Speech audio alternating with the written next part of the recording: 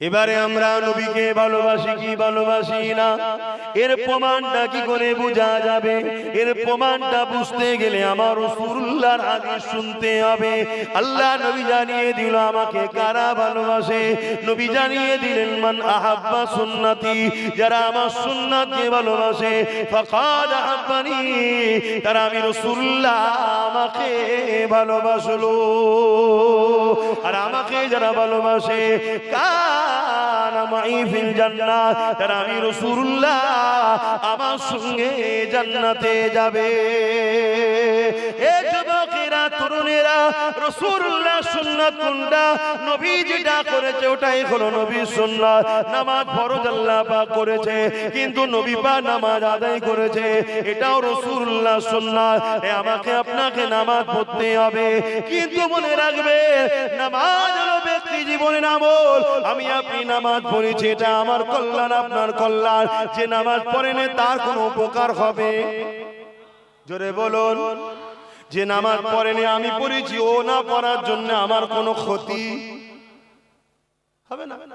এটা ব্যক্তিগত আমল। শুনছেন তো নাকি? আজ বুঝবেন না, আবার সমালোচনা হবে। কিন্তু যদি আমরা এই সমাজ থেকে নেশাকে বন্ধ করে দিই, কেন রাসূলুল্লাহ নেশার বিরুদ্ধে লড়াই করেছে, রাসূলুল্লাহ নেশাকে বন্ধ করে দিয়েছে।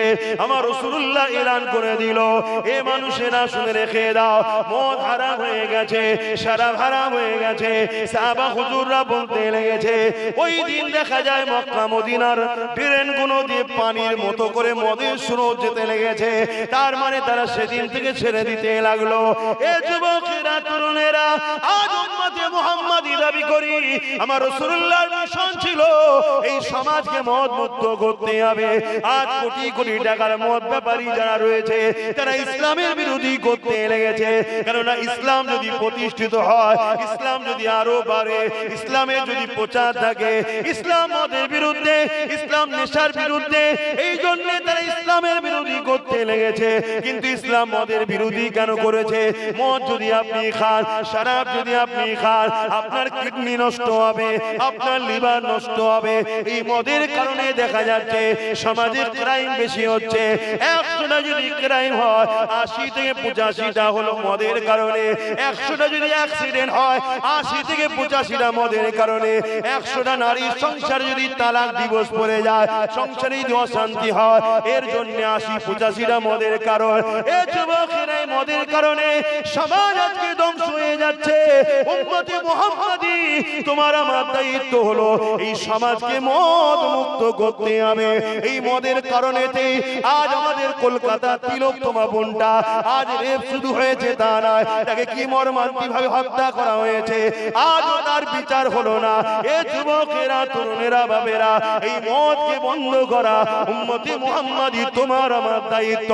দাঁড়িয়ে রাখা যেমন রাসূলুল্লাহ সুন্নাত রাখো, কিন্তু মনে রাখবে দাড়ি রাখার থেকেও অনেক বড় সুন্নাত হলো মদ মুক্ত করার জন্য লড়াই করা।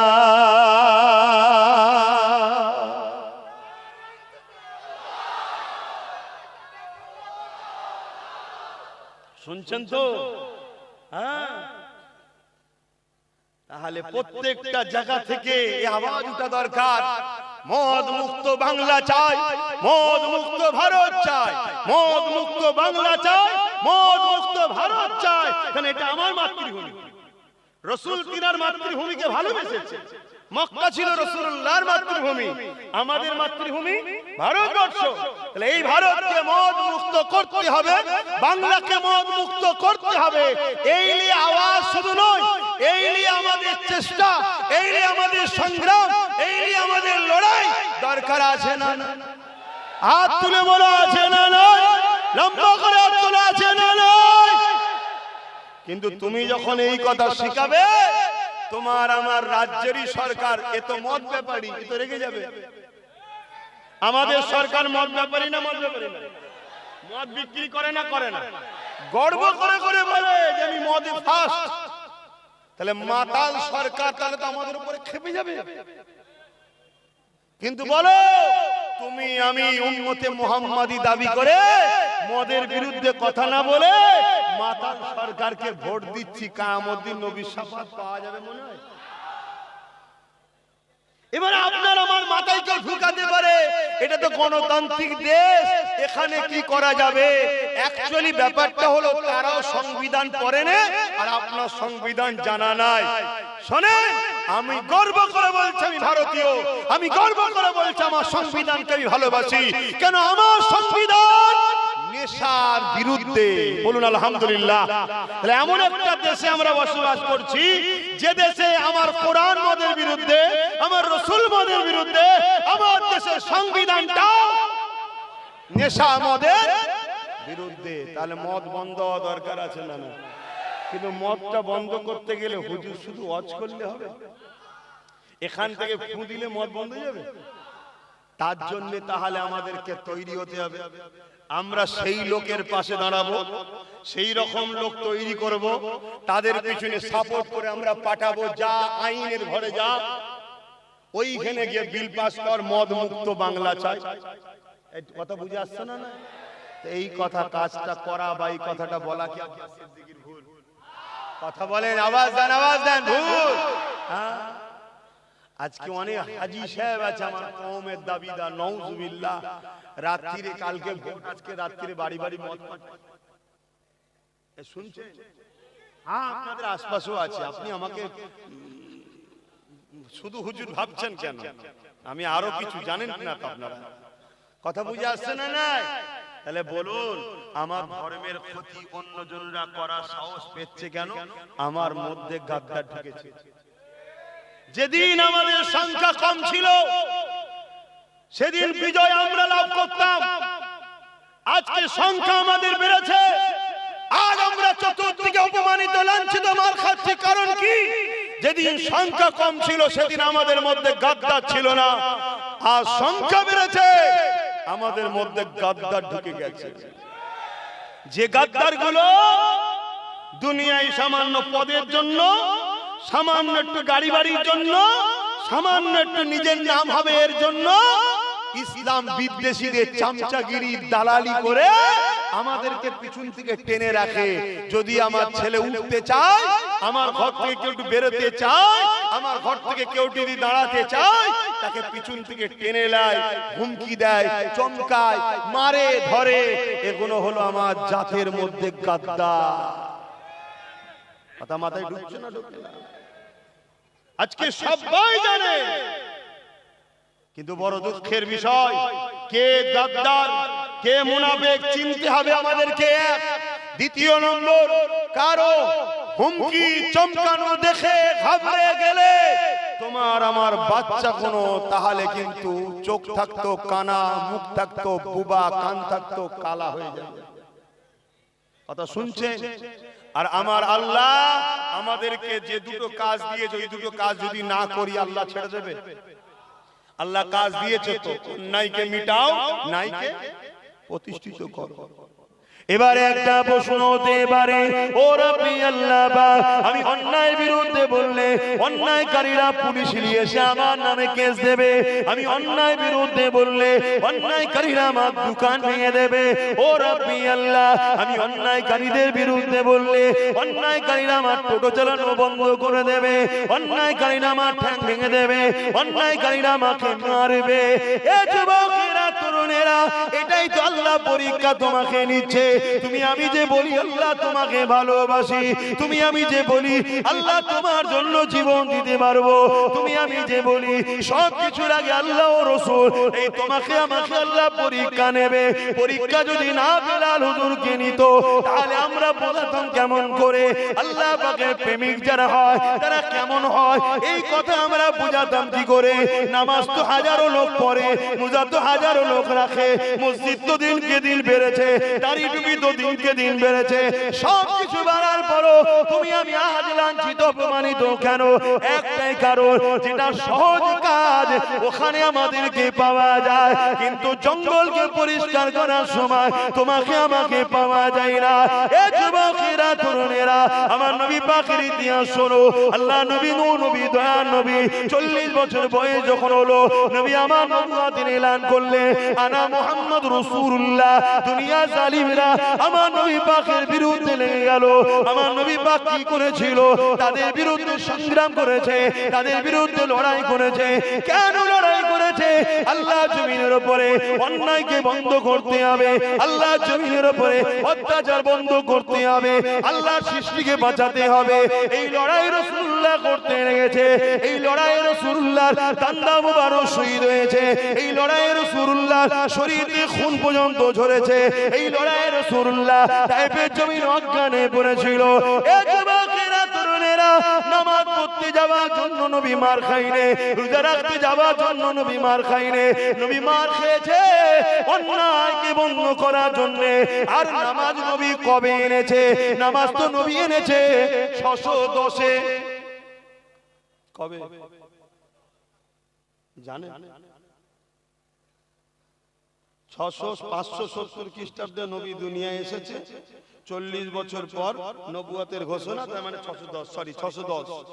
610 থেকে 11 বছর নবী লড়াই করেছে পৃথিবীর সমস্ত অন্যায় অত্যাচার জুলুম খুন খারাপি দাঙ্গা ফাসাদ রাহাজানি বন্ধ করে পৃথিবীর মানুষকে শান্তি দিয়েছে আজাদ দিয়েছে তারপরে 11 বছর পর 621 আমার রাসূল মেরাজে গেছে মেরাজ থেকে নামাজ এনেছে তাহলে নামাজ যেমন পড়তে হবে পড়েন কিন্তু নামাজ পড়ে যদি কোনো জালিমের সঙ্গে সাবধান মনে রাখবেন আমার আল্লাহ জালিমের সঙ্গে আপনার হাসর নাসর করবে আর রাসূলুল্লাহর হাদিস নামাজ পড়ো যদি কেউ জালিমদের সাথ দেয় আল্লাহ রাসূল বলছে সে ইসলাম থেকে বেরিয়ে যাবে কথা মাথায় ঢুকছে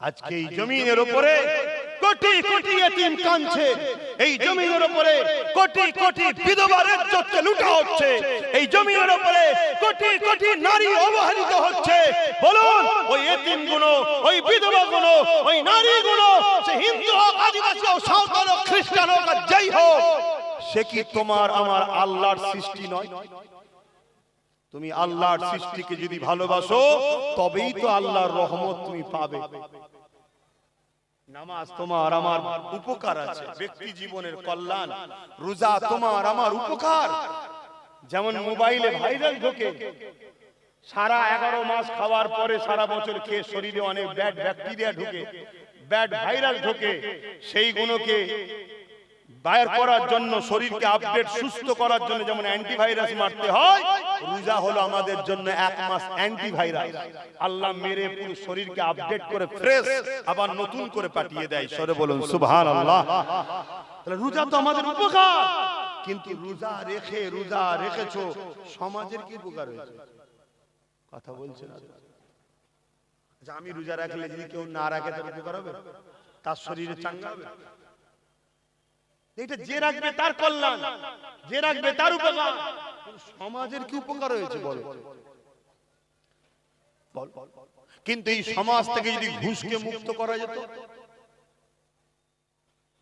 এই সমাজের হাজার হাজার বাপ আছে মা আছে গরিব মানুষ ছেলেটা মেধাযুক্ত তার পিছনে জমি জায়গা খরচ বিক্রি করে তাকে পড়িয়েছে স্বপ্ন আমার বাচ্চা বড় হবে চাকরি পাবে উপযুক্ত জায়গায় যাবে আমরা দাঁড়িয়ে যাব তার স্বপ্ন চুরমার হয়ে যাচ্ছে ঘুষের কারণে অনুপযুক্ত লোক চাকরি পাচ্ছে অনুপযুক্ত লোক ডাক্তার হচ্ছে অনুপযুক্ত লোক বিভিন্ন হসপিটালে সুযোগ পেয়ে যাচ্ছে অনুপযুক্ত লোক সুযোগ পাওয়ার দরুন আপনি যখন চিকিৎসার জন্য যাচ্ছেন তখন আপনার অ্যাপেন্ডিসাইট অপারেশনের নামে কিডনিকে কেটে বিক্রি করা হচ্ছে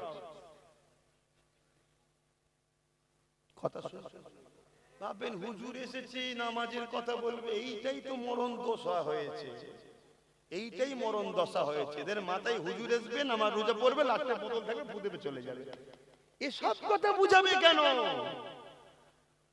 পুরো পৃথিবীর বুকেই তোমাকে আখিরাতের কল্যাণ লুকিয়ে আছে এই দুনিয়ায় তোমাকে এই বিষয়টার উপর নজর দিতে হবে আল্লাহ নবী এই দুনিয়ার দুর্নীতিকে মিটিয়েছে আল্লাহ নবী ঘুষ মুক্ত সমাজ করেছে আর আজকে ঘুষ ছাড়া একটা কদম লাগানো যাচ্ছে না আর ঘুষ এমন একটা মারাত্মক বিমার, এমন একটা মারাত্মক পাপ।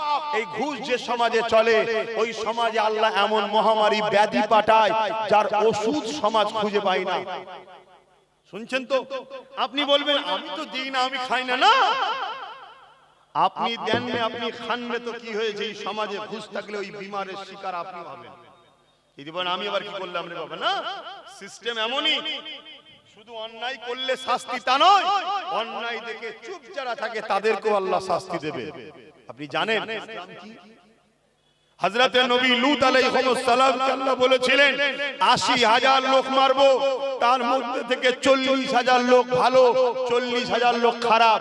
হযরতে নবী লূত আলাইহিস সালাম বললেন আল্লাহ, খারাপ লোকগুলো শাস্তি পাওয়ার যোগ্য, শাস্তি দেন, ভালো লোকগুলোকে কেন মারবেন? আল্লাহ পাক বললেন খারাপ লোকগুলোকে ভালো লোকগুলো রোখে না কেন, ওই জন্য ওদেরকেও মেরে দেব। শুনছেন বাপজানেরা? তাহলে আপনি আমি অন্যায় করিনি কি? আপনি অন্যায় করেন না, আমি করেছি, আপনি চুপ থাকলে আল্লাহ আপনাকেও মারবে, আমাকেও মারবে। কেন? আপনাকে আল্লাহ দুটো কাজ দিয়েছে, অন্যায় মিটাও, অন্যায় মিটাও, এটা কাজ। আর আজকে তুমি আমি খামোশ হয়ে যাওয়ার দরুন, তুমি আমি আল্লাহ ও রাসূল থেকে সরে যাওয়ার দরুন, তুমি আমি গান ফাংশন যাত্রা দুনিয়ার বিভিন্ন লোভ লালসায় জড়িয়ে থাকার দরুন আজকে জালিমরা মাথা তুলেছে। কখনো আমার বোরখা ধরে টানছে, কখনো কোন বোনের মুখে হিজাব থাকলে, নেকাব থাকলে, বিহারের একজন সিএম হওয়ার পরও সে নেকাবটা ধরে আমার বোনের টানছে। দেখছেন? জোরে বলুন। এটা তাকে দেশ অধিকার দিয়েছে, সংবিধান অধিকার দিয়েছে। কেউ পুরো ঢেকে রাখতেও পারে, কেউ পুরো খুলেও থাকতে পারে, দেশ তাকে অধিকার দিয়েছে। আমরা সবাই রাজ্যের দেশের মধ্যে আছি, কিন্তু একটা রাজ্যের সিএম সে একজনের মুখের কাপড় ধরে, নেকাব ধরে টানছে। এটা ভাবতে হবে জাতিকে। তোমার আমার ঘুমিয়ে থাকার দরুন তোমার আমার বোনের মুখের কাপড়কে প্রকাশ্যে একটা রাজ্যের সিএম ধরে টানছে, তাহলে আগামী দিনটা কি ভয়ানক দিন আসতে চলেছে। তুমি আমি জাগো। তোমার আমার বাংলাতেও অনেক স্কুলে হিজাব পরে যাওয়ার দরুন তোমার আমার বোনকে স্কুলে ঢুকতে দেওয়া হচ্ছে না। তোমার আমার বোনকে তারা উলঙ্গ দেখতে চাইছে, তারা তোমার আমার বোনকে কোরআন সুন্নাহ বিরোধী দেখতে চাইছে। তাহলে একদিকে কোরআন সুন্নাহ মানতে গেলে স্কুলে ঢুকতে পারবে না, আর স্কুলে ঢুকলে জান্নাতে যেতে পারবে না। এই বিচখানে দাঁড়িয়ে থেকে এই যুব সমাজকে প্রশ্ন করছি, দেশ যখন রাইট দিয়েছে যে যেভাবে থাকতে পারে, তাহলে এদের অধিকার কে দিল তোমার আমার পছন্দের উপরে আঘাত দিবার? একটাই কারণ, তুমি আমি ঘুমোচ্ছি তাই এরা এই অধিকারটা পেয়েছে।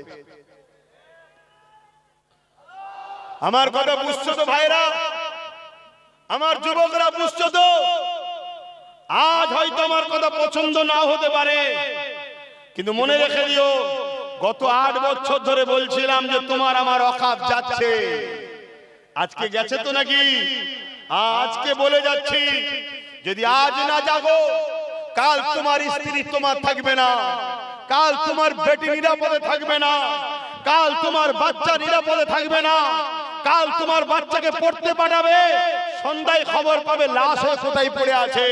কাল তোমার মেয়েকে পড়তে পাঠাবে, সন্ধ্যায় খবর পাবে রেপ হয়ে পড়ে আছে।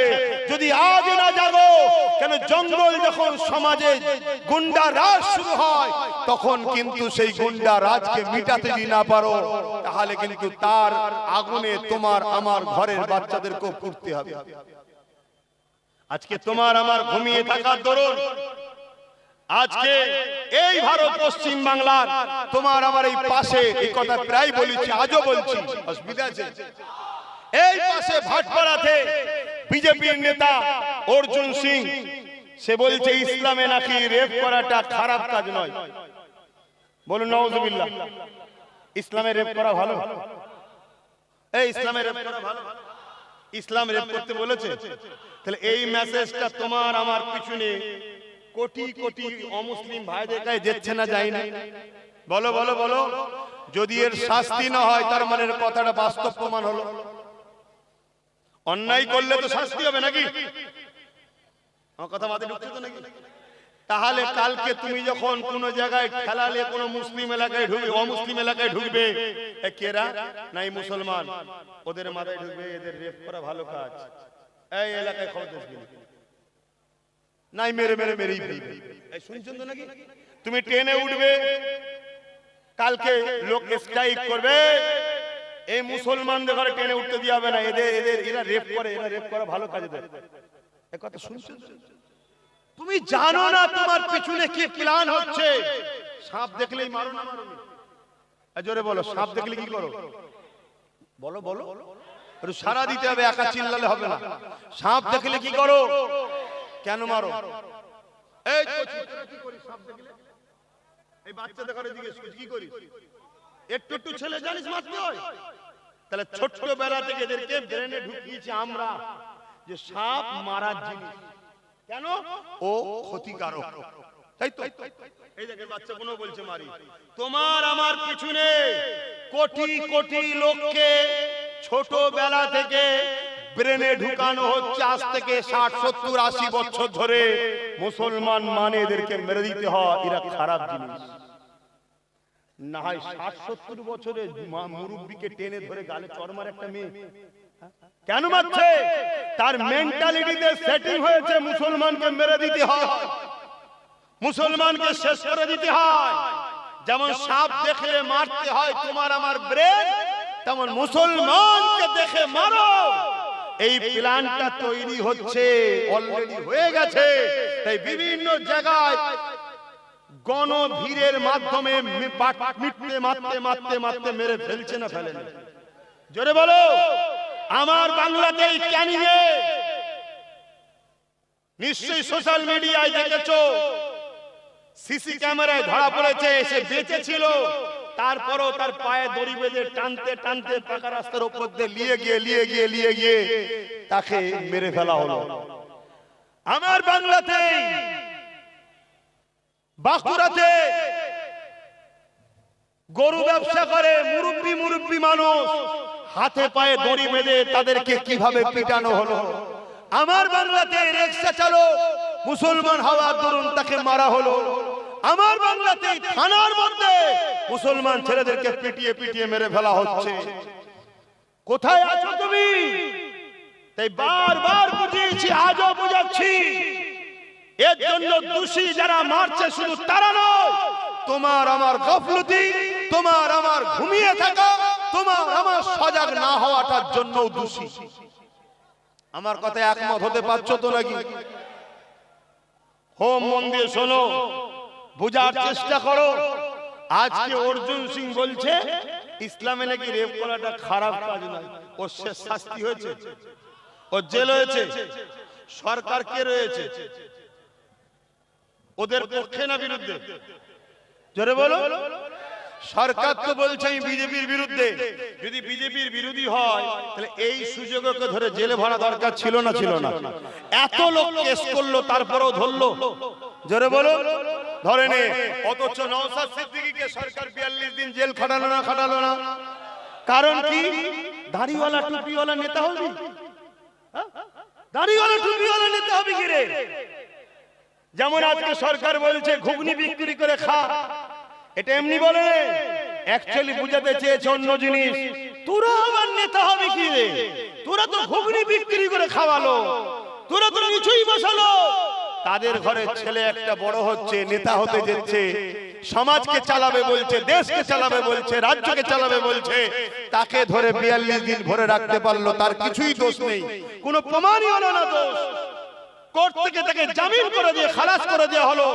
কিন্তু আজকে এত বড় একটা ধর্মের বিষয়ে সংবিধান বিরোধী একটা ভারতবর্ষের দ্বিতীয় বৃহত্তম ধর্ম মান্যওয়ালাদের মানুষ মুসলমান, ইসলাম এবং পশ্চিম বাংলায় মুসলমানরা যার সাথে, তারাই পশ্চিম বাংলার মসনদে বসে তাদের ধর্মের বিরুদ্ধে বিজেপির নেতা এত বড় কথা বললো, আমাদের রাজ্য সরকার তার বিরুদ্ধে কোনো ব্যবস্থা নিয়েছে?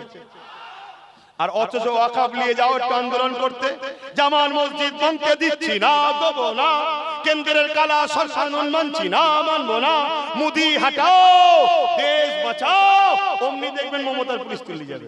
আরে আমি মোদির বিরুদ্ধে বলছি, তুই যাচ্ছিস কেন? বলছেন না ওটা আমার দাদা হয়। শুধু বোকা আমরা রয়ে গেলাম, বাকি সবাই চালাক হয়ে গেছে, সবাই যে যার ঘর গুছিয়ে নিয়েছে, শুধু বোকা আমরা রয়ে গেলাম। আর এই বোকা এই জন্য হয়ে গেলাম কেন আমাদের কাছে আল্লাহ ও রসুলের আগে এদের ঘরে প্রাধান্য দিয়ে ফেলেছি। এজন্য আল্লাহ ও রসুল আমাদের থেকে মুখ ফিরিয়ে নিচ্ছে। কথা মাথায় ঢুকছে? এজন্য বুঝুন এখনো সময় আছে। ইসলাম নারীদেরকে মর্যাদা দিয়েছে না দেয়নি? আমি তো চ্যালেঞ্জের সাথে বলছি, ইসলাম নারীদেরকে এত মর্যাদা দিয়েছে, ইসলামের মোকাবেলা যদি কেউ করতে চাও, একজন কেউ আসো, এসে বলো যে ইসলামের থেকে বেশি নারীদের মর্যাদা আমি দিয়েছি, আমরা দিয়েছি, দেখো। ইসলাম নারীকে এত মর্যাদা দিয়েছে, ইসলাম বলছে কেউ যদি নারীকে রেপ করে তাকে গলা পর্যন্ত পুঁতে পাথর মারতে মারতে মেরে ফেলো। কেন? নারী হলো মায়ের জাত। যে পুরুষ মায়ের জাতকে সম্মান করতে জানে না, ও মানবরূপী পশু, পাগলা হয়ে গেছে, ওর বেঁচে থাকার এই সমাজে অধিকার নাই। এর নাম হলো ইসলাম। জোরে বলুন সুবহানাল্লাহ, আরো জোরে বলুন সুবহানাল্লাহ। আর যারা ইসলামের নামে মিথ্যাচার করছে, তাদের দলও অনেক রেপিস্ট নেতা আছে, আর তাকে যারা ধরছে না, রাজ্য সরকারও রেপিস্টদের বাঁচাবার জন্য সুপ্রিম কোর্টে কেস চালাচ্ছে। জানেন আপনারা? এই জানেন? এই কথা বলছেন আপনি? না মনে হলো হুজুর সব ঠিক আছে, এই সরকারের বিরুদ্ধে বলছেন কেন? এটা মনে হচ্ছে নাকি? সরকারের বিরুদ্ধে যদি বললে অসুবিধা হয়, তাহলে কোরআন শরীফ থেকে ফেরাউনের পাঠকে বাদ দিতে হবে, নমরুদের পাঠকে বাদ দিতে হবে। নাউজুবিল্লাহ। ফেরাউন, নমরুদ এগুলো সব রাজনীতির নেতা ছিল না? ছিল না? তাহলে তাদের বিরুদ্ধে তো বলা যাবে না? ও তাদের বিরুদ্ধে খুব বলে। কিছু মৌলী সাহেব আছে ক্যাঁ ক্যাঁ করে চিল্লাই ফেরাউনের বিরুদ্ধে, বলছি তো মরে গেছে, কিছু করতে পারবে না। এগুলো জেন্ত ফেরাউন, এদের বিরুদ্ধে বলিস নি, কেস হয়ে যাবে। বলতে তো এদের বিরুদ্ধেই হবে, তবেই তো কোরআন শিখিয়েছে আমাদের ঘরে। কোরআন তো আমাদের জন্য রাস্তা দেখাচ্ছে যে আগে এই ঘটনা ঘটেছে, আবার এজিদ আসবে, তোমরা যদি হোসাইনি হও এজিদের সাথ দিও না। আবার নমরুদ আসবে, তোমরা যদি ইব্রাহিমের সন্তান হও নমরুদের সাথ দিও না। আবার ফেরাউন আসবে, তোমরা যদি মুসাকে ভালোবাসো তাহলে ফেরাউনের সাথ দিও না। এই তো কথা। অথচ ইসলাম নারীদের ঘরে কত সম্মান দিয়েছে আল্লাহ নবী জানিয়ে দিলে। কারো ঘরে যদি একটা কন্যা সন্তান হয়, দুটো কন্যা সন্তান হয়, এই দুটো সন্তানকে যদি তার বাপ লালন পালন করে বিবাহটা দিয়ে দিতে পারে, মনে বেজার যদি না হয়, কন্যা বলে অবহেলা না করে, খুশি মনে নিয়ে গিয়ে তাকে লালন পালন করে ওই দুই কন্যা যদি বিবাহ দিয়ে দিতে পারে, আল্লাহ রসুল জানিয়ে দিয়েছে ওই দুই কন্যার আব্বাকে আমি রসুল শাফাআত করিব। আল্লাহ নবী আরো জানিয়ে দিলে কারো ঘরে যদি একটা দুটো তিনটে কন্যা সন্তান হয়, ওই তিন কন্যার বাবা নারীগুলো পেয়ে যদি অশুভ মনে না করে, মন খারাপ না করে, নারীগুলোকে লালন পালন করে বিবাহ দিয়ে দিতে পারে, আমি রাসূলুল্লাহ জানিয়ে দিই ওই তিন কন্যার বাবা আর আমি রাসূলুল্লাহ আল্লাহর জান্নাতে দুটো আগুন তুলে দেখিয়েছে, পাশাপাশি থাকিব। এই কথা শুনে এক সাহাবী বলতে লাগলো, ইয়া রাসূলুল্লাহ, হাবিবাল্লাহ, আমার তো একটি মাত্র কন্যা, হুজুর আমি এই নিয়ামত থেকে বঞ্চিত হয়ে গেলাম। আল্লাহ নবী বললেন, সাহাবী রে, ওই কন্যাকে ভালোবাসো, লালন পালন করে বড় করে বিবাহ দিয়ে দাও। আমি রাসূলুল্লাহ বলি, তোমারও শাফাআত আমি নবী করব।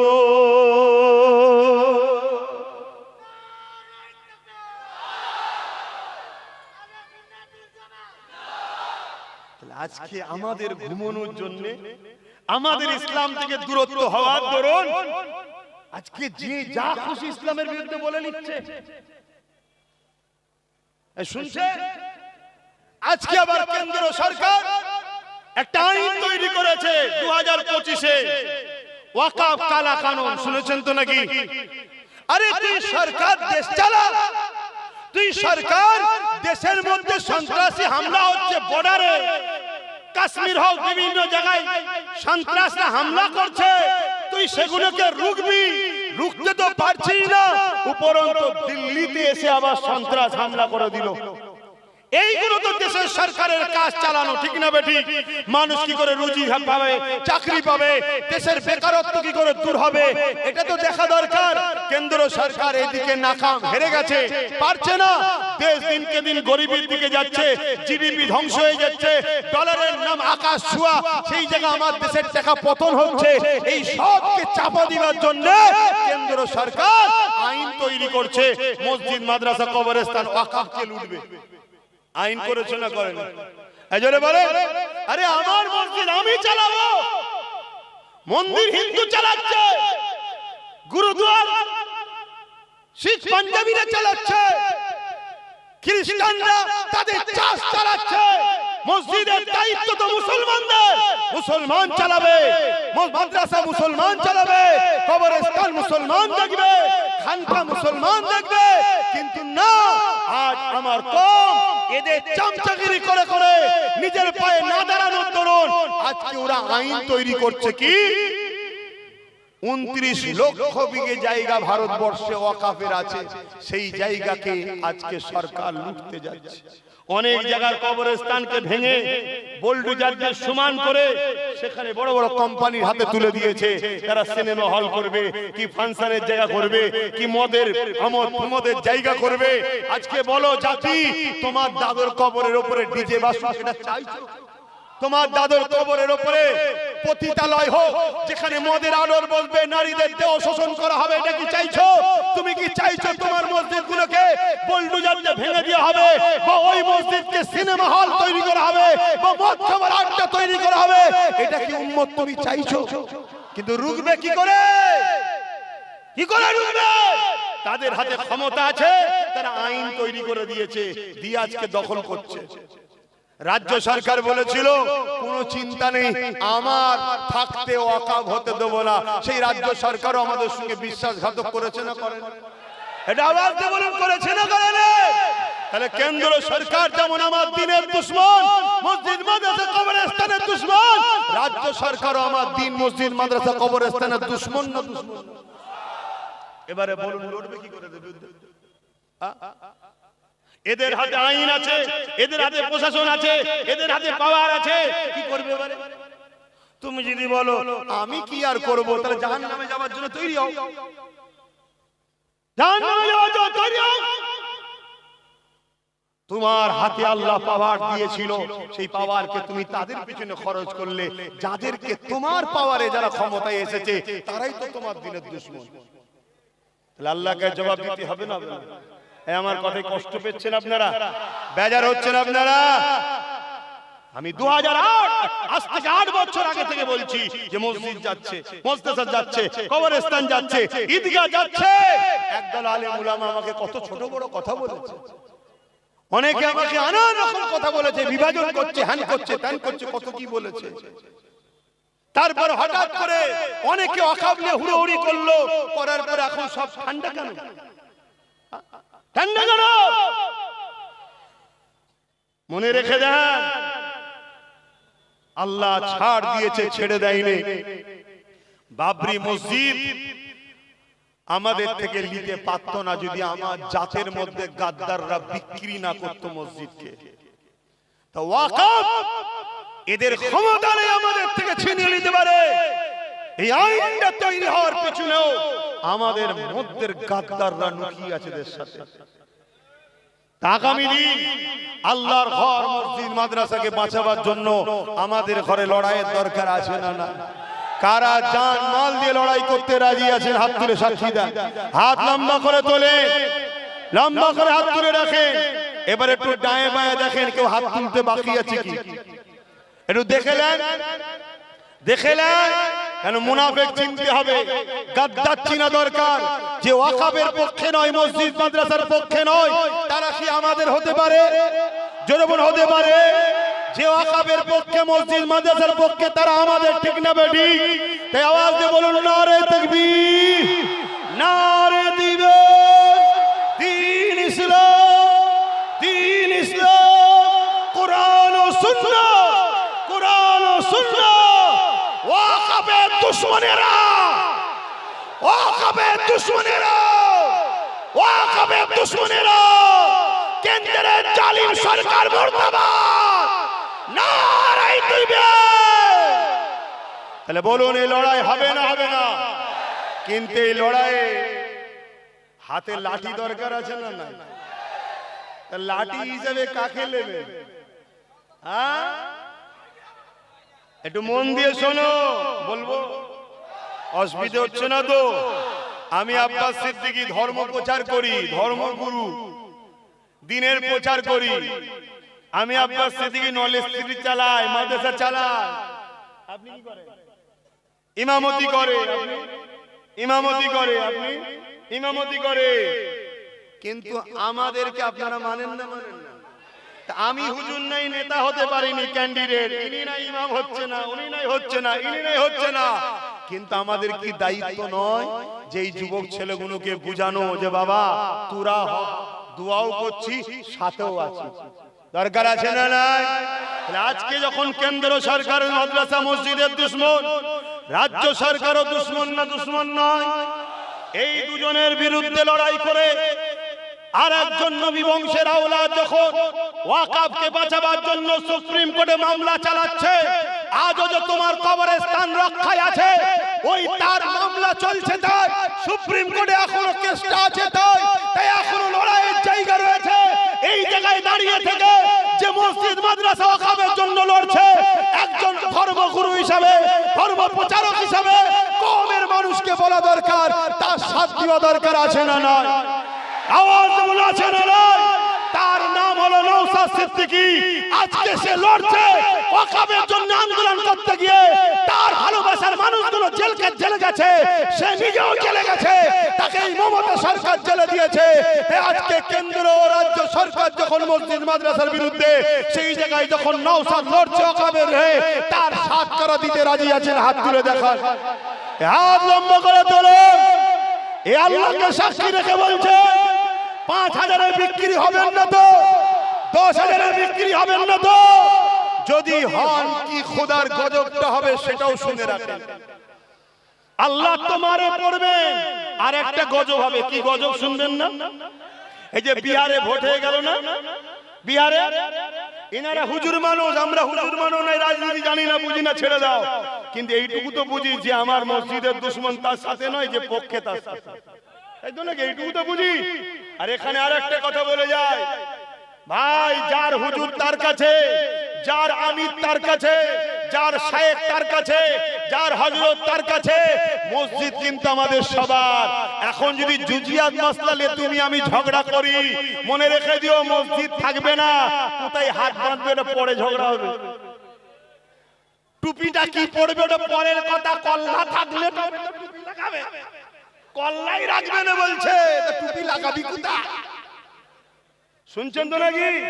অতএব যার হুজুর তার, যেমন আমরা দাদা হুজুরকে মানি, আমি বলবো না তোরা দাদা হুজুরে চলাই, আর তোমরাও বলবে না আমাদের ঘরে দাদার দলে আয়।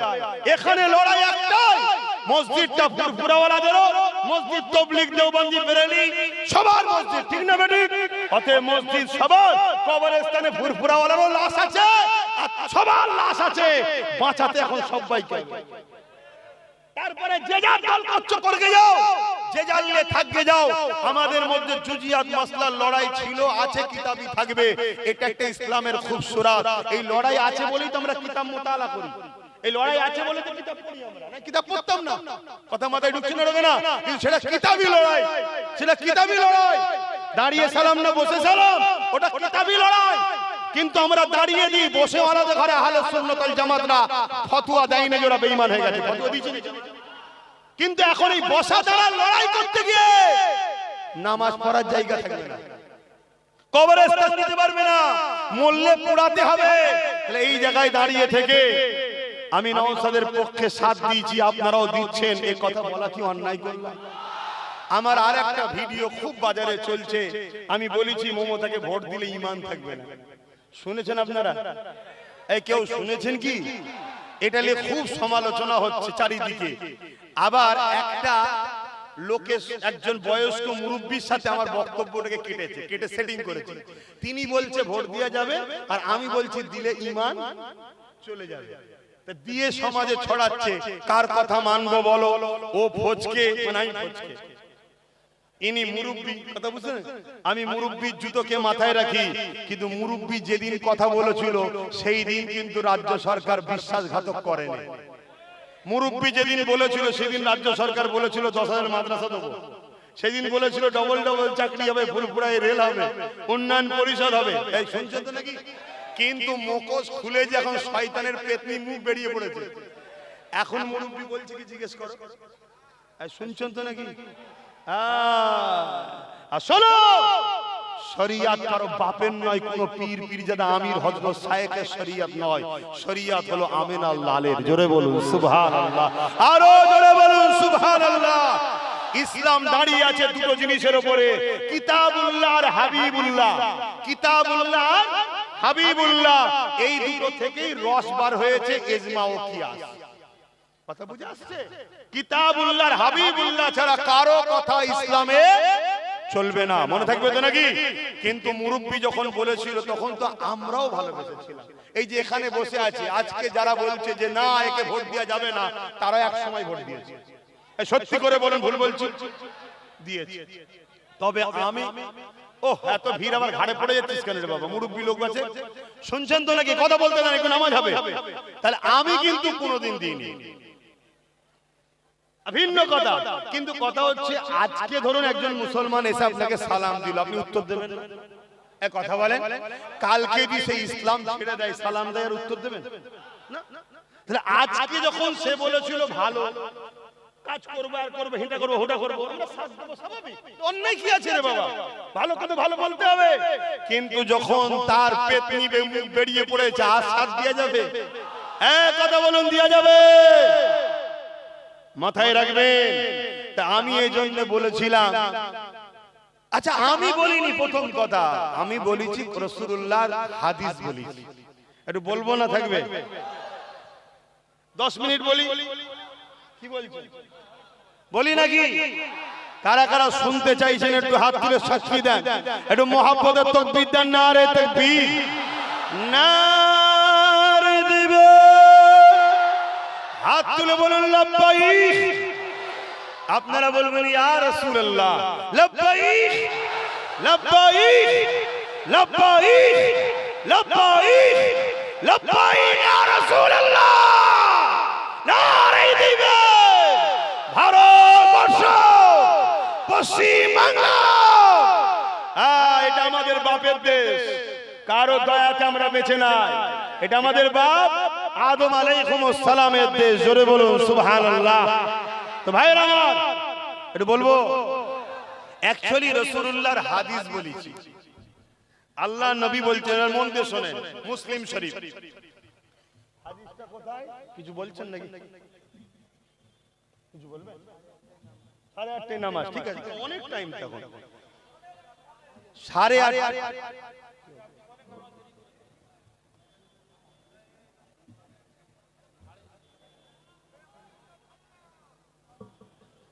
আচ্ছা আচ্ছা, কেউ তাবারুক খেতে আসেন রে বাবা? কে কে তাবারুক খেতে এসেছেন? কে কে তাবারুক খেতে এসেছেন? যারা তাবারুক খেতে এসেছেন হাত তোলেন, তাদের কি তাবারুক দেওয়া হবে? আর যারা হাত তুলবেন না, দেওয়া হবে না। তাবারুক খাবেন? তাবারুক খাবেন, কোন মন খাবার কি? এই সেদিন বোম্বাই গত পরশুদিন ছিলাম, গতকালকেই তো এলাম।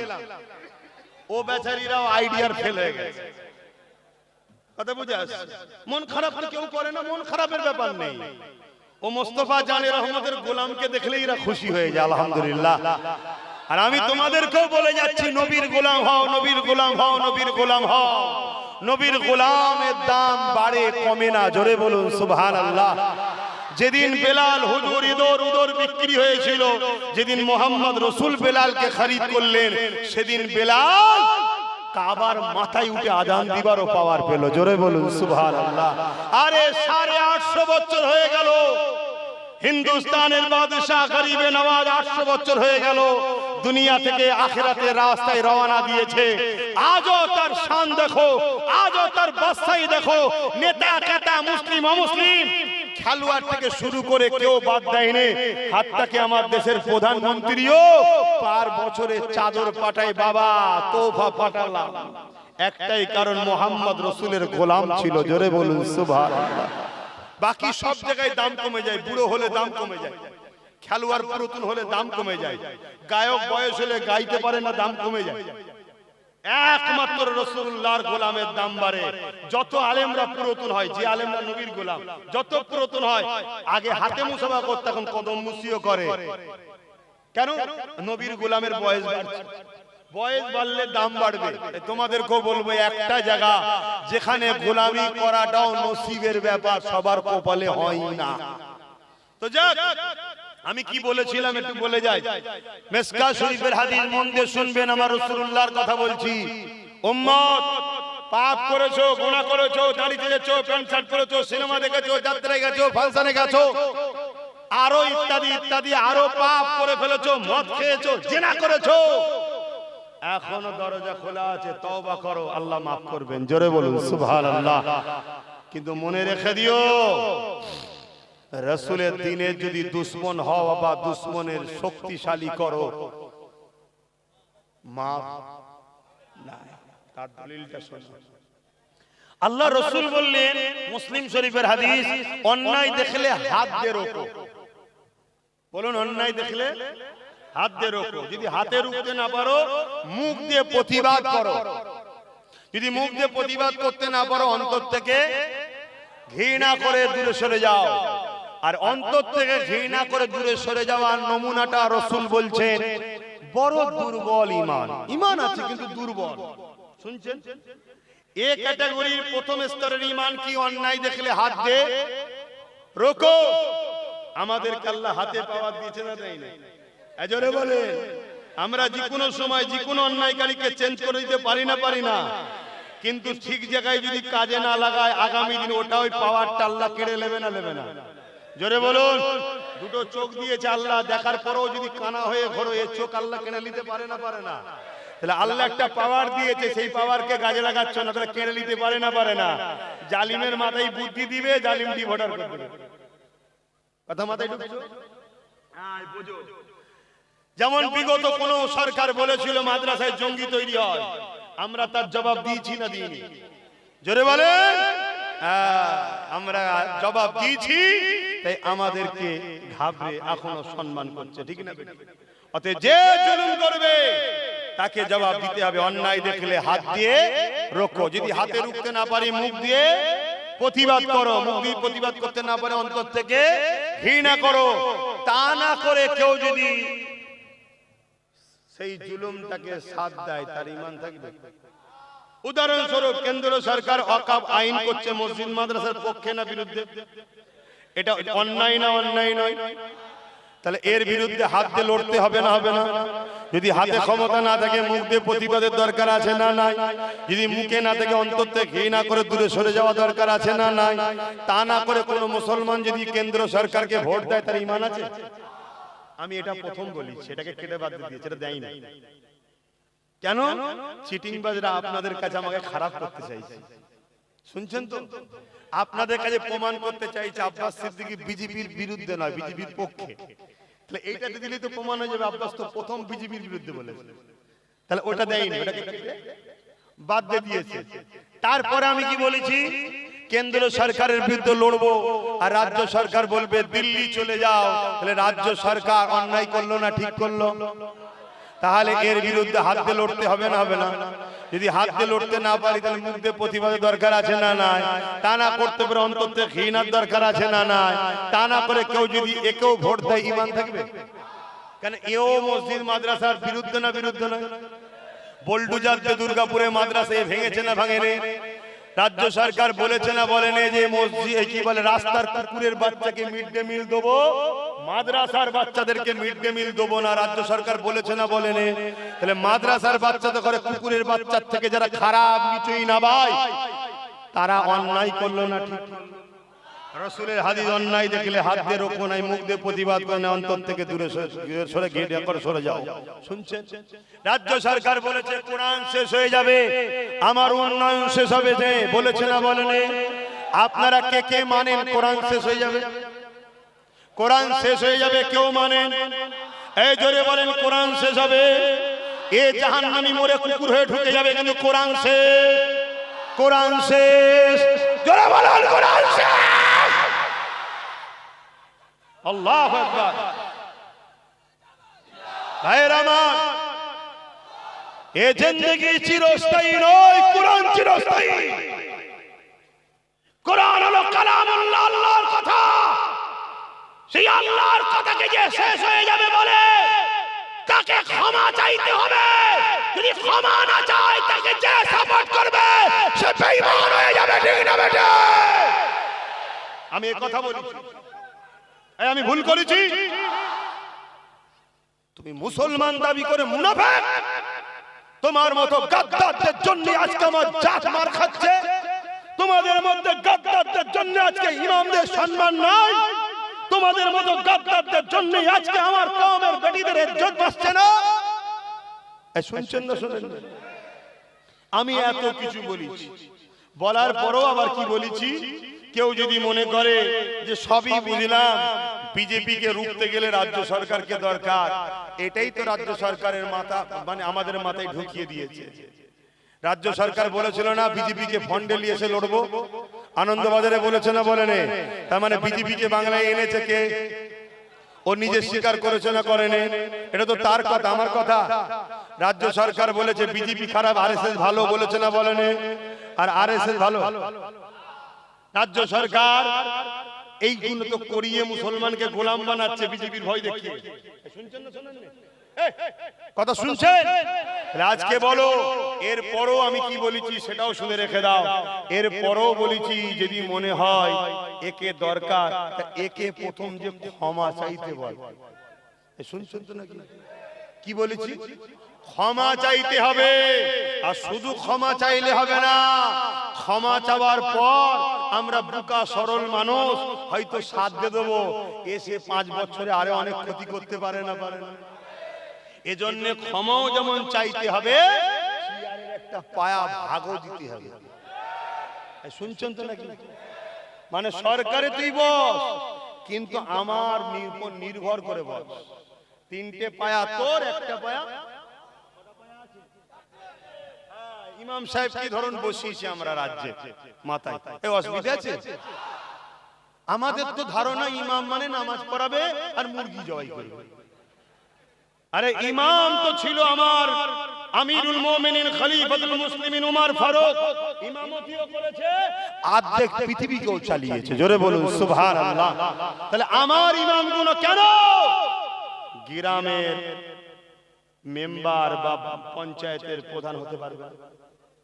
এক কথা বলো, এ কি নাগরিক নয়? এর ভোট নাই? ওদিকে এক বাবা, এদিকে আরেক বাবা, সব বড় বড় পদে চলে যাচ্ছে, আর আমাদের মাথায় খোদার গজব ঢুকেছে। হুজুরের ছেলে কেন বলবে? একটু মাথায় ঢুকাও। এমন এক বাবা, যে বাবা বলেছিল মুসলমানের মেয়ে মারা গেলে কবর থেকে তুলে লাভ করবো, সে আজকে দেশের সিএম, রাজ্যের সিএম। লজ্জা নয় রাজ্য দেশের জন্য? এই কথা শুনছেন না শোনেন না? জাগো, আজ তো কেউ তোমার হয়ে রাত্রিরে দিনে ছুটছে, বুঝাচ্ছে। তুমি যদি আজ না জাগো, কালকে কেউ তোমায় জাগাতে আসবে। যে জাতিকে জেগিয়ে লাভ নেই, শেষ হয়ে গেছে, শেষ হয়ে যাবে। শুনছেন তো? আসবে, ওই রকম আসবে। হঠাৎ করে দেখবেন মুসলিম দরদি হয়ে গেছে, হঠাৎ করে। তার মানে কি? জাল থেকে বেরিয়ে যখন গেছে, কমসে কম পুকুর থেকে বেরিয়ে না যায়, আমার লোককেই পাঠিয়ে দেবো, বলবো তুই ধরে নে, তুই ধরে নে, তুই ধরে নে। শুনছেন তো নাকি? হ্যাঁ, কেন তারও ব্যাক সাইড তো জানি রে বাবা। আল্লাহ নবী বললেন পাহাড় সরে গেছে বিশ্বাস করো, মানুষ পরিবর্তন হয়েছে বিশ্বাস সহজে করো না, একটু দেখতে হয়, দেখতে হয়। তাই আসো, আমি তোমাদের ভালোবেসে বাঁচাবার চেষ্টাই বুঝাচ্ছি। কারো হাতে AK-47 আছে, তুমি তার মোকাবেলায় আমাকে খালি হাতে নেবে দিলে হয়? আমাকে তো একটা ঢাল দাও নাকি? হ্যাঁ, আজকে একটা লাঠি দিয়েছে ভাঙরের মানুষ, একটা, ওই একটাতে বাকি সবার ঘুম হারাম হয়ে গেছে না? জোরে বলো। তাহলে আজকে ওর সাথে আরো গোটা 30 থাকে, লড়াইটা বাড়বে না কমবে? এইটুকু তো মাথায় ঢুকাও। একদিনে সবকিছু হয় না আমি জানি, কিন্তু কথা হচ্ছে এটাও জানি, যদি উপযুক্ত হয়, ও 1000 যদি থাকে তো কি হয়েছে? তার মোকাবেলায় 2-10টি যদি উপযুক্ত থাকে তাকে সাইজ করে দেওয়া যাবে। তো উদাহরণ হিসাবে বলছি, শেষ কথা আপনাদেরকে জাগাবার জন্য বলছি, খারাপ নেবেন না তো। একটা বাঘ বাচ্চা জন্ম দিয়েছে, দিবার পরে বেচারি বাঘটা মারা গেছে। বাঘের বাচ্চাটা কোথায় যাবে এদিক ওদিক করতে করতে জঙ্গল থেকে বেরিয়ে পড়েছে, আর জঙ্গলের পাশে একটা ছাগল তার বাচ্চাকে লালন পালন করছিল। ওই বাঘটা এখন ওই ছাগলের পালে ঢুকে গেছে, তার সাথে সাথে ঘরে চলে গেছে। ছাগল বাচ্চাগুলো তার মায়ের মাঠে দুধ খায়, বাঘ বাচ্চাটাও খায়। এইভাবে বড় হচ্ছে বড় হচ্ছে বড় হচ্ছে বড় হচ্ছে। আর ছাগল বাচ্চাদের বড় হলে কি হয়, শিং দিয়ে গুঁতোয়। কথা বুঝে আসছে? এটা উদাহরণ দিয়ে বুঝাচ্ছে। এই শিং দিয়ে শুধু বাঘ বাচ্চাটাকে গুঁতোয়, আর বাঘ বাচ্চা শুধু বলে আমার দ্বারা গজা তোকে সাইজ করব। এই বাঘের কোনদিন শিং হবে? ও শিংয়ের অপেক্ষায় আছে। খুব কথাটাকে মিলাবে আপনাদের সাথে। তো সেই জায়গাতে একদিন এখন ওই ছাগল, ধাড়ি ছাগল তার বাচ্চাগুলোকে লালন পালন করে ঘুরছে, ঘাস খাওয়াচ্ছে, আর বাঘ বাচ্চাটাও ঘাস খেচ্ছে আর ঘুরছে। দূর থেকে একটা বাঘ দেখেছে, জঙ্গলের হিংস্র বড় বাঘ দেখি, বলছি কি দেখছি আমি, এতগুলো ছাগলের সাথে একটা বাঘ আবার ঘাস খেচ্ছে না ছাগলকে, এ কি ব্যাপার? বাঘ একটা হুঙ্কার মেরেছে। হুঙ্কার মারলে ছাগলের বাচ্চাগুলো কি করবে ভাই? ছুটছে। আর এই বাঘ বাচ্চাটা কি করছে? ইও ছুটছে। তখন বাঘটা ছুটে এসে থামিয়েছে। যখন থামিয়েছে, এ ভয়ে কাঁপছে বাঘ বাচ্চাটা। তখন ইও জন হয়ে গেছে। এ এত জন যে থামিয়ে ওকে ফেলে ফেলবে, কারণ জন বয়স তারও শক্তিশালী, উঠে বুড়ো হতে যাচ্ছে। দাঁড় করিয়েছে। এই তুই ছুটছিস কেন, কাঁদছিস কেন? বলছে না, আমায় ছেড়ে দেন, আমায় ছেড়ে দেন। তখন এই জঙ্গলের বাঘ বুঝতে পেরেছে এর হাকিকাতটা জানে না কে। দেখে নিয়ে গিয়ে বলছে চ নদীতে পানি খাবি, চ। সারা জীবন বাটিতে পানি খেয়েছে, ও কেন বলছে নদীতে যা। ছাগল কোথায় পানি খায়? তো কিছুতেই যাবে না। আর জঙ্গলের বাঘ হুঙ্কার দিচ্ছে, মেরে ফেলবো চ। যেই জঙ্গলে নদীতে গিয়ে মুখটা দিয়েছে, আর পানিতে কি দেখছে ভাই বলুন? নিজের চেহারাটাকে দেখছে, আর দেখছে আর ভাবছে যে আমায় তাড়া মারছে, আমি তো হুবহু তার মতো দেখতে, তার থেকেও আমার শক্তি বেশি, ও আমায় হুঙ্কার দিচ্ছে। আর ওর হুঙ্কারে সব ছাগলগুলো পালালো। এতদিন আমি গুঁতো খেচ্ছিলাম, ব্যাপারটা কি? এর ঘরটা কেটে গেছে, এর পানি খাইনি, উঠেই একটা আকাশ মুখে একটা মেরেছে গর্জন। মারতেই ওই বাঘ বুঝতে পেরে গেছে যাক আমি সাকসেসফুল। শুনছেন? তখন ও বলছে শোন, ঘাস খাওয়া তোর কাজ নয়, আর গুঁতনো তোর কাজ নয়, থাবা মারা তোর কাজ।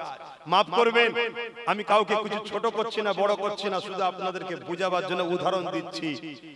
আপনারাও কারো কারো পাল্লাই পড়ে ছাগল বাচ্চাদের সঙ্গে থেকে এই ছাগল বাচ্চা টাইপের হয়ে গেছে। কথা বুঝে আসছে? এজন্য আমি আপনাদেরকে জাগাতে এসেছি। আপনারা হলেন সালাউদ্দিন আইবির উত্তরসূরি, আপনারা হলেন খালিদ বিন ওলীদের উত্তরসূরি, আপনারা হলেন মোহাম্মদ বিন কাসেমের উত্তরসূরি, আপনারা আশফাকুল্লাহ খানের উত্তরসূরি, হাফেজ তিতুমীরের উত্তরসূরি। আমরা ব্রিটিশদের ঘরে ভয় পাইনি, আর ব্রিটিশদের চামচাদের ঘরে কেন ভয় খাচ্ছেন? ওটাও জাগাও, একবার গর্জন মারো, আচ্ছা আচ্ছা ছাগলের বাচ্চা সব গায়েব হয়ে যাবে। ঠিক না বেঠিক? জোরে বলো ঠিক না বেঠিক? আল্লাহু আকবার। অতএব ডায়ে নয়, বায়ে নয়, সামনে নয়, পিছনে নয়, একটাই মাকসাদ তৈরি করো। ভাই বলে মানেন তো? ছেলে বলে মানেন তো? একটাই মাকসাদ তৈরি করো। কোনো কিছু বুঝি না। নবী ঘরের ছেলে দাদা পীরের আওলাদ যখন নেবেছে দেশ সেবা করতে, রাজ্য মাস সেবা করতে, সর্বধর্মের গরিবের হয়ে কথা বলছে না বলেনি? ও কি মসজিদ মাদ্রাসা দেখিয়ে রাজনীতি করছে? ও ধর্মলে রাজনীতি করছে? রাজনীতি ধর্মলে মোদি করার মমতা করে, ও মন্দির বানাচ্ছে, ও বানাচ্ছে। উপরন্তু ওর থেকে ভয়ানক কাজ এ করেছে কি? প্রসাদ খেয়েছে রেশনের দ্বারা। এই প্রসাদ খেলে ঈমান থাকবে? প্রসাদটা আমার অন্য ভাইদের কাছে পছন্দের, আমাদের কাছে তো পছন্দ নয়। যেমন গরুর গোশত আমাদের পছন্দ, অন্য ভাইদের কাছে পছন্দ, তাহলে তাকে কি আমার উচিত হবে নুকি খাওয়ানো? তাহলে এত বড় অন্যায় করেছে না করেনি? তাহলে বলুন এরা আমাদেরকে মুশরিক বানাতে চায় না চায় না? তাহলে ভাবতে হবে এরা কারা।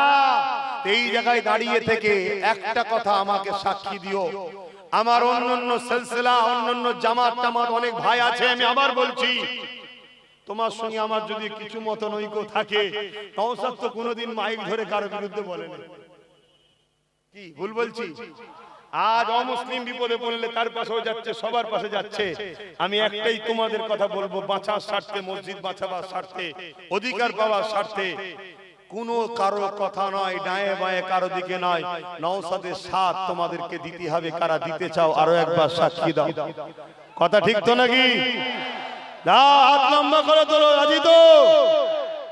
এখন কারো মাথায় ঢুকছে না তো হুজুর এই সর্বনাশ, আপনি জলসায় এসে হিসাব করছেন কেন? মাথায় ঢুকছে? যদি ঢোকে ওষুধ আছে আমার কাছে। মাথায় ঢুকছে? যদি কারো মাথায় ঢোকে তাকে আগে ডিউটি দিচ্ছি, মমতাকে যে বলকে যাও, মোদিকে যে বলকে যাও যে রাজনীতি করছো তো ধর্মের পিছনে লেগেছো কেন? আগে ওদেরকে যে বলো, যখন রাজনীতির নেতারা আমার মসজিদে হাত দেবে, রাজনীতির নেতারা আমার কবরস্থান মাদ্রাসা ঈদগাহে হাত দেবে, রাজনীতির নেতারা যখন আমার ওয়াকফে হাত দেবে, তখন আলেম উলামা পীর পীরজাদাদের দায়িত্ব তাদের রাজনীতিতে হাত দেওয়া। তবেই তারা চিৎকার চেঁচামেচি করবে যে হুজুর মানুষ, মৌলভী সাহেব মানুষ এখানে কেন? তখন আমরা বলবো তোর ডিউটি তুই কর, আমার মসজিদের ইমামতি আমি করি। ঠিক তো নাকি? অতএব তুমি তোমার জায়গা অতিক্রম করে, রেড জোন ওভারটেক করে, তোমার সীমানা ওভারটেক করে আমার ধর্মে যখন হস্তক্ষেপ করেছো, আমার মতো পীর পীরজাদা মুফতি মাওলানা আমির হযরত সাহেব সবার উচিত জাতিকে জাগানো দরকার আছে না নাই? লক্ষ লক্ষ লোক নিয়ে, হাজার হাজার লোক নিয়ে, কোটি কোটি লোক নিয়ে বড় বড় জনসভা করে কোন মুসলমান যদি, কোন পীর যদি, কোন আমির যদি, কোন শায়েখ যদি আজকে ওয়াকফের বিরুদ্ধে না কথা, ওয়াকফের পক্ষে দাঁড়িয়ে জালিমদের বিরুদ্ধে যদি জাতিকে না সজাগ করে, তাহলে জানতে বাধ্য হব এরা ধর্মের নামে ইসলামের কলঙ্ক ছাড়া অন্য কিছু নয়। ঠিক না বেঠিক? কেন মসজিদ তো সবার, মাদ্রাসা তো সবার, কমসে কম মসজিদ মাদ্রাসা দুশমনদের বিরুদ্ধে তো বলো। আমি শেষ করছি তার আগে একটা ছোট্ট কথা। তোমাদের 10 জন এক জায়গায় হয়েছে, ধরো এই 10 জন এক জায়গায় থাকা শক্তি বেশি না কম? এই শক্তিটাকে টুকরো করার জন্য নতুন নতুন আরো দল খুলে দেওয়া হবে, যে মুসলমান না এক হয়ে যায়। কেন? আজ নওশাদের পিছনে শুধু মুসলমান নয়, আদিবাসীরা আছে, দলিতরা আছে, মতুয়ারা আছে, তারা সবাই নওশাদ খান ভালোবাসছে না বাসে? তাহলে অনেকে তো ভাবছে নওশাদ যে জায়গায় যাচ্ছে যদি এরা সম্পূর্ণ সাথ দিয়ে দেয় তো আগামী দিন তো একদিন বাংলার ক্ষমতায়। এই কথা বুঝছেন না? বুঝেন না? এই জন্য চাইবে টুকরো করে দাও, টুকরো করে দাও। আর টুকরো যদি হই, নওশাদের কিছু ক্ষতি নয়, ক্ষতি কাদের? ভাবতে হবে, ভাবো ভাবো। এবং প্রত্যেকটা দলের যারা নেতৃত্ব দিচ্ছেন, ধর্মীয় ইমাম, আলেম, আমির, শায়েখ, হযরত, আপনারা আমার সঙ্গে যদি কথা নাও বলতে চান, নওশাদের সঙ্গে কথা বলুন। ডেট দরকার হয় আমি করিয়ে দেবো, কথা বলুন। আপনারা ডাইরেক্ট কথা বলুন, আপনাদের কি প্রয়োজন আছে, কি লাগবে, কি আছে, কি চাইছেন, কথা বলুন। কথা বুঝে আসছে না? না কেন? আমরা যদি এক না হয়, আগামী দিন আমাদের মসজিদের চিহ্ন মিটিয়ে দেবে, মাদ্রাসা মিটিয়ে দেবে, এদের টার্গেট ইসলামকে মুছে দেবো। কথা বুঝে আসছে না? না এই জন্য কথা কোনো বললাম, কেউ কথা কষ্ট পেলেন, কেউ ব্যথা পেলেন? এখন আমার শেষ কথা, একটুখানি সালাম দেবো, সালাম দেবো। আমরা দাঁড়িয়ে দিই, কেউ যদি বসে দেয় তার বিরুদ্ধে আমরা ফতোয়া দিই না। শুনছেন তো নাকি? এটা প্রেমের ব্যাপার, এটা মসলার ব্যাপার নয়। ইয়া নবী সালাম